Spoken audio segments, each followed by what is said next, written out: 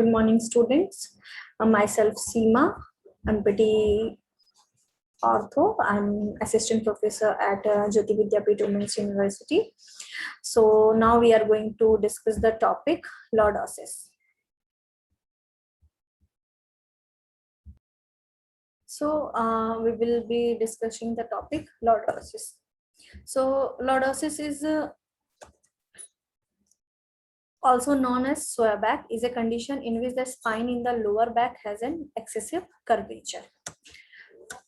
Pathophysiology of the lordosis, if we will discuss, so it's like the inward curvature, like convex curvature of the lumbar spine anteriorly and the cervical spine, it get exaggerated, it has been increased. So there will be like anterior pelvic tilt of the pelvis associated with this and can cause disc herniation.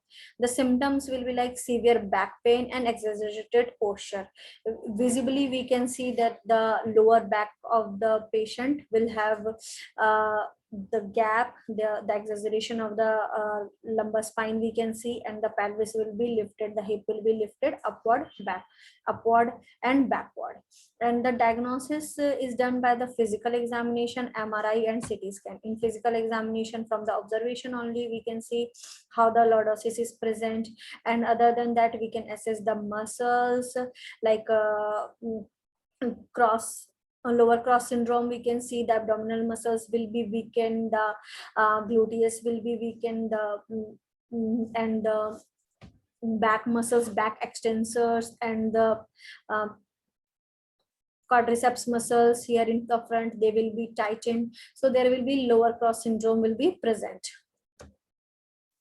Now the common causes of the lordosis, it often appears in childhood without any cause, और उसको हम juvenile lordosis बोलते हैं, और older effect में और ये ऐसे किसी भी एज के पीपल में affect कर सकता है. उसके अलावा मेन कॉजेज जो होता है वो पुअर पॉस्चर होता है, ओबेसिटी, एज जैसे कि हमारा पेट निकलता जाता है तो हमारी जो लंबर स्पाइन है उस पर प्रेशर पड़ता जाता है और एंटीरियर पैल्विक टिल्टिंग होती जाती है और एक्सेजरेशन हो जाता है. उसके अलावा ऑस्टियोपोरोसिस भी एक काउज होता है जो कि लॉर्डोसिस कराता है.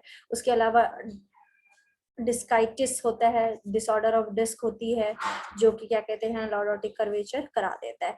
इवन जो काइफोसिस होता है वो भी अल्टीमेटली लॉर्डोसिस कराता है. उसके अलावा स्पॉन्डालोलिस्थेसिस है, एनकॉन्ड्रोप्लेजिया है जिसमें हम लॉर्डोसिस को देखते हैं.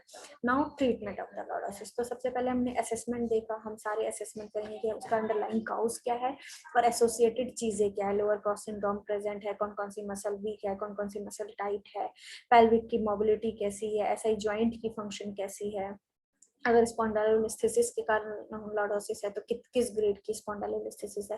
तो जब हम सारा फिजिकल असेसमेंट कर लेंगे और जो हमारी फाइंडिंग्स होगी उसके बेसिस पे हम ट्रीटमेंट करते हैं लॉर्डोसिस का. जो ट्रीटमेंट है वो डिपेंड करेगा, मोस्टली डिपेंड करेगा severity of the curvature and presence of the other symptoms.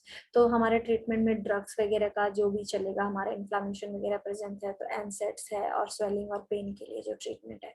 Physical therapy में हम क्या कहते हैं स्ट्रेंथनिंग करेंगे और पोस्चर को इम्प्रूव करेंगे. जो मसल हमारी टाइटन है उसकी स्ट्रेचिंग प्लस स्ट्रेंथनिंग, जो हमारी मसल वीक है उसकी भी स्ट्रेंथनिंग पे हम ध्यान देंगे, और पोस्चर इम्प्रूवमेंट हम करेंगे. उसके लिए पेशेंट को एडवाइस करेंगे लॉन्ग सिटिंग पोस्चर अवॉइड करना, ब्रेसेस पहनना, ऑर्थोटिक एडवाइस देंगे अगर ज्यादा ही क्या कहते हैं एंटीरियर पेल्विक टिल्टिंग है.